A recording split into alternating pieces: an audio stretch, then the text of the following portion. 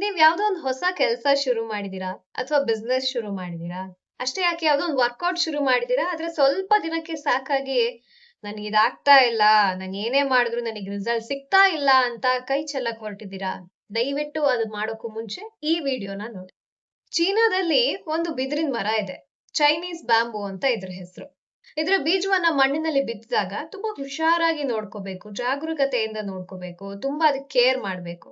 ಮೊದಲನೇ ವರ್ಷ ನಿಮಗೆ ಏನೂ ಡಿಫ್ರೆನ್ಸ್ ಕಾಣಿಸಲ್ಲ. ಒಂದ್ ಇಡೀ ವರ್ಷ ನೀವ್ ಅದಕ್ಕೆ ಪೋಷಣೆ ಮಾಡ್ತಾ ಇದ್ದೀರಾ, ಆದ್ರೂ ಕೂಡ ಏನಂದ್ರೆ ಏನು ನಿಮಗೆ ಡಿಫ್ರೆನ್ಸ್ ಕಾಣಿಸಲ್ಲ. ಮೊದಲನೇ ವರ್ಷ ಮಾತ್ರ ಯಾಕೆ, 2ನೇ ವರ್ಷ, 3ನೇ ವರ್ಷ ಹಾಗೂ 4ನೇ ವರ್ಷವೂ ಕೂಡ ನಿಮಗೆ ಏನಂದ್ರೆ ಏನು ಮಣ್ಣಿನ ಮೇಲೆ ಬದಲಾವಣೆ ಕಾಣಿಸಲ್ಲ.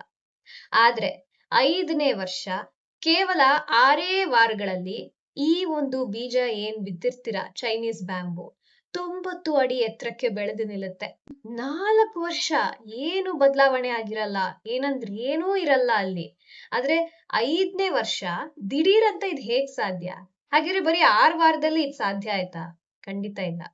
ಮೊದಲೇ ವರ್ಷದಿಂದ ಹಿಡಿದು ಆ 4ನೇ ವರ್ಷದವರೆಗೂ ಆ ಒಂದು ಪೋಷಣೆ ಏನ್ ಮಾಡ್ತಾ ಇರ್ತೀರಾ, ಆ ಒಂದು ನಂಬಿಕೆ ಏನಿರುತ್ತೆ ಈ ಗಿಡ ಬೆಳೆದೇ ಬೆಳೆಯುತ್ತೆ, ಮರ ಆಗುತ್ತೆ ಅಂತ. ಸೊ ಆ ಒಂದು ನಂಬಿಕೆ, ಆ ಒಂದು ಕನ್ಸಿಸ್ಟೆನ್ಸಿ 5ನೇ ವರ್ಷಕ್ಕೆ ಫಲ ಕೊಡುತ್ತೆ. ನಿಮ್ ಜೀವನದಲ್ಲೂ ಅಷ್ಟೇನೆ.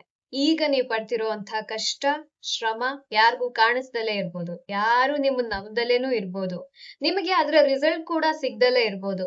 ಆದ್ರೆ ಕನ್ಸಿಸ್ಟೆಂಟ್ ಆಗಿ ನೀವು ಹಠ ಛಲ ಬಿಡದೆ ನಿಮ್ಮ ಕೆಲಸವನ್ನ ನೀವು ಮಾಡ್ತಾ ಹೋದ್ರೆ ಖಂಡಿತವಾಗ್ಲೂ ಒಂದಲ್ಲ ಒಂದಿನ ಅದರ ಫಲ ನಿಮಗೆ ಸಿಕ್ಕೇ ಸಿಗುತ್ತೆ.